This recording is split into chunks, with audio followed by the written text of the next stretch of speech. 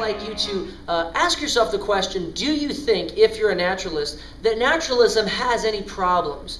Do you think that naturalism perhaps is fraught with any problems that perhaps would be so big that it should be abandoned?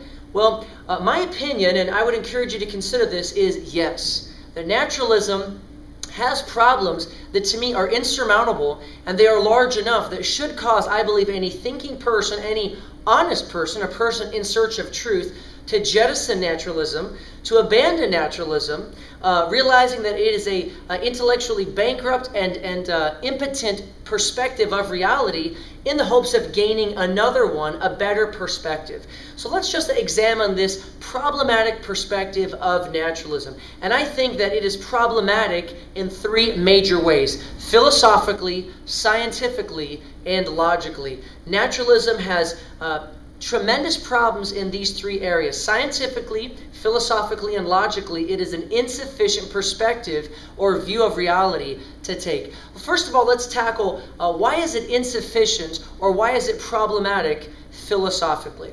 Well, first of all, the reason I think that naturalism is philosophically insufficient is because in the area of natural theology, in other words, arguments for God's existence, there happen to be excellent arguments for God's existence. And this is problematic because, you see, if I understand naturalism, materialism, and physicalism in the proper way, it would appear that if we can demonstrate the reality, the existence of just one object that isn't natural, physical, or material, then it would seem like naturalism is bankrupt. It would seem that naturalism would be out of a job. Now, of course, naturalism is correct in saying that there are natural, physical, material forces within the world.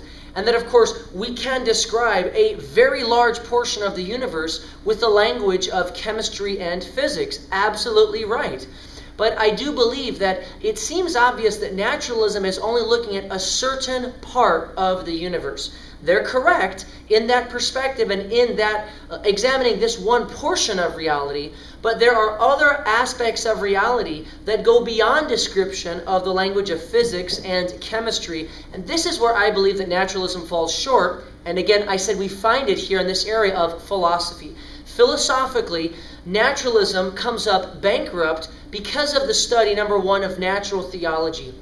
The arguments for God's existence, even if you don't accept all of them, even if just one of the arguments for God's existence goes through, then it does appear, of course, that there would be a reality, there would be a being that would be immaterial, non-physical, and not natural, but rather supernatural or beyond the natural world.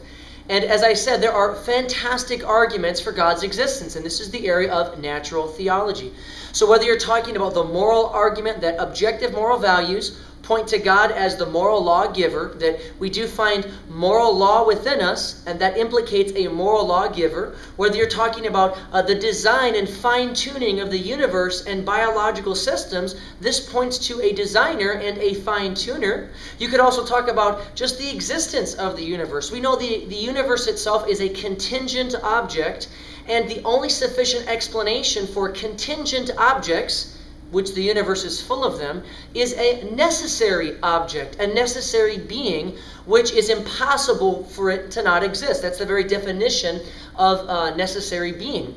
The ontological argument, which seeks to demonstrate that the very possibility that God exists implicates that he has to exist in all possible worlds, which includes the actual world. And then you, of course, also have the conceptual argument. The fact that if we have any eternal, unchanging, immutable, necessary concepts, since we know that concepts and ideas always come from a mind, well, then this would implicate the existence of an eternal mind, a necessary mind, an immutable and unchanging mind. So natural theology, it seems to me to shoot down naturalism, because we find in the area of natural theology, great reasons, very solid, rational, and reasonable reasons to believe that there is a being like God that does exist. So it's insufficient philosophically because of the study of natural theology, but it's also insufficient philosophically because of the study of mathematics and logic. In other words, ask yourself this question. If naturalism was actually true, if naturalism really described reality accurately, could math actually exist? Would logic and the laws of logic actually exist? No, they could not. And so you have to be willing to take a concept and extend it to its logical conclusion. If naturalism were true, then mathematics shouldn't work, wouldn't exist, and we should just put it to the side. Because after all, is mathematics a material reality or an immaterial reality? Is logic and the laws of logic, are they immaterial realities or are they material realities? Of course, both of them are immaterial, non-physical, and they're not natural in the sense that they cannot be described in the language of physics and chemistry. So it would seem that you have to pay a very high intellectual price tag to be willing to say that naturalism is true, because it just flies in the face of the studies of mathematics and logic, and then of course natural theology as well. So I think those are three very powerful reasons for which we can say that philosophically naturalism is insufficient. But it's not just insufficient philosophically, it's insufficient scientifically. Why do I say that?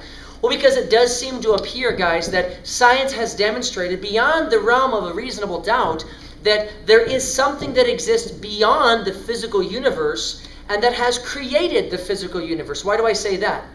Because according to Big Bang cosmology, there's at least 5 independent areas of scientific discovery that point to the beginning of our universe. And if this be the case, that demonstrates scientifically that there is a being that is the cause of the entire physical universe. And quickly, they are the second law of thermodynamics, universal expansion, discovered by Edwin Hubble in 1929, the radiation heat echo, discovered in 1965 by Penzias and Wilson, the galaxial ripples of temperature and matter in deep space, discovered by the Kobe satellite in 1980, and then also the equations of mathematics, which are Einstein's theory of relativity and the Born-Guth-Vilenkin theorem of 2003. All of these areas of science point undoubtedly to the scientific fact that the universe indeed had a beginning. Keep in mind, even the multiverse, if it exists, which I do not believe it does, but even if it did, also had a beginning, according to the Born-Guth-Vilenkin theorem by Alexander Vilenkin, Arvin Bord, and Alan Guth in 2003. So scientifically, it does seem that the best science of the 20th century points to a cause of the universe that is the reason for which the universe began to exist a finite time ago. At least 5 different areas of scientific discovery and research point to the fact that the universe had a beginning. And it cannot be self-caused, because that's logically incoherent. It's obviously not eternal, because science says it is not. It had a beginning. The only other option would be that something caused it. After all, everything that begins to exist has a cause. If the universe began to exist, then the universe has a cause. So scientifically speaking, naturalism seems to be impotent and bankrupt for that reason. Scientifically, philosophically, but also logically, naturalism is a problematic perspective. Well, for the very basic reason that naturalism is a self-defeating idea. Why do I say that? Well, because naturalism is the theory, it is the idea that states, quote, everything needs to be able to be described or is describable in the language of physics or chemistry, unquote. But that's a self-defeating idea. It's a self-stultifying belief to have. Why? Because the very idea of naturalism cannot itself be expressed in the language of chemistry or physics. So the very idea of naturalism, it defeats itself. If naturalism is true, then the idea of naturalism is not true, because it is a concept, it is an idea, it is a theory. As a matter of fact, if naturalism is true, then there are no concepts, there are no theories, there are no ideas, because theories, ideas, and concepts are themselves immaterial, non-physical realities. So do you understand that naturalism at the very fundamental level, logically, is a self-defeating, self-stultifying, self-contradictory idea? Naturalism cannot even fulfill its own requirements. Now, please don't be so naive as to think that people would never, intelligent, educated people would never hold to a self-contradictory idea. Just do a little Google search on the idea of verificationism, which is actually very close to scientism and naturalism. But verificationism was an academic philosophical idea that was held back in the 50s, and it has been universally abandoned because it is self-defeating. But they didn't realize it for decades. And so naturalism is a problematic perspective logically because it is self-defeating, self-contradictory, and self-stultifying. So just understand that if you are a naturalist, if you believe that there are only natural, material, physical objects and forces at work in the universe, you have to deny the existence of any theories, any ideas, any concepts, including the idea of naturalism. If you are going to hold to the perspective of naturalism, you have to push away and deny the most relevant scientific discovery of the 20th century, these 5 areas of science that undergird Big Bang cosmology, because they all point to a non-physical, immaterial reality that is the beginning, the cause for the beginning of the universe. And you also have to throw aside the studies of mathematics and logic, because those are immaterial, non-physical concepts and ideas. And of course, you have to be willing to say that there is not one single argument philosophically that goes through for the existence of God. And for those 3 very large reasons, I find naturalism a problematic perspective. It is problematic philosophically, problematic scientifically, and problematic logically. So naturalism should be jettisoned as an idea. The problems are too big to overcome. It should be rejected in favor of a better perspective on reality.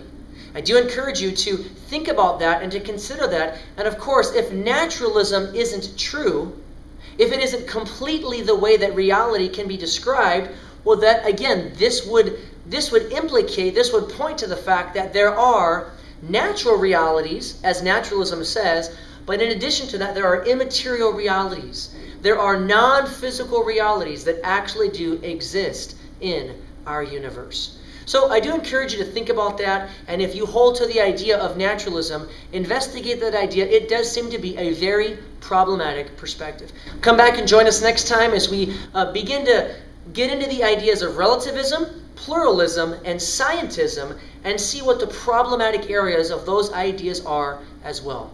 Until next time, have an intelligent faith.